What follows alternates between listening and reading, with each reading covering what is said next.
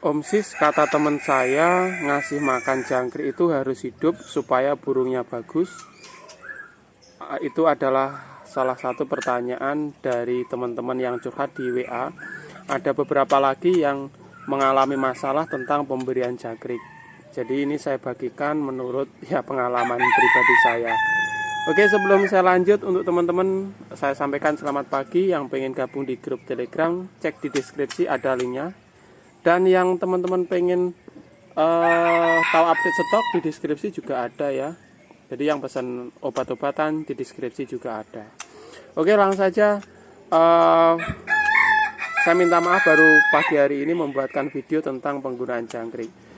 Jadi banyak sekali yang beranggapan bahwa pemberian jangkrik hidup itu di Murai Batu lebih faktor. Seperti itu juga ada.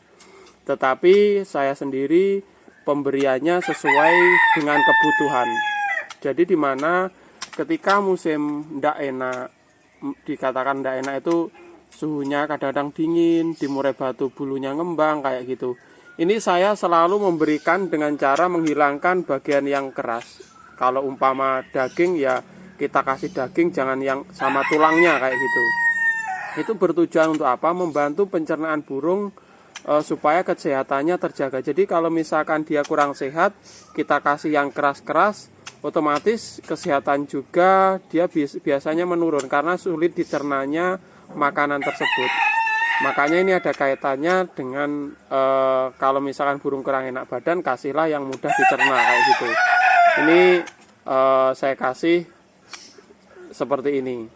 Jadi sesuai kebutuhan ya, ketika burung kurang enak badan. Jadi teman-teman ketika tidak mendapatkan kroto, adanya jangkrik, ya ini sebetulnya kalau ini ya kepotong kebanyakan, maksudnya tersisa kebanyakan, ini hanya kepalanya aja. Cuman kalau misalkan kondisi burung meragukan seperti sakit gitu, kasih aja yang bagian perutnya aja teman-teman.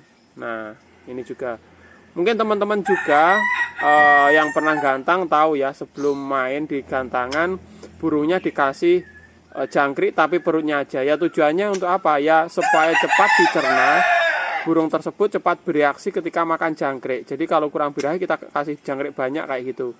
Dan dikasih perutnya aja. Ya itu tujuannya karena perutnya lembek kayak gitu. Kalau dikasih balungan atau yang keras-keras itu kerjanya dia lebih lama.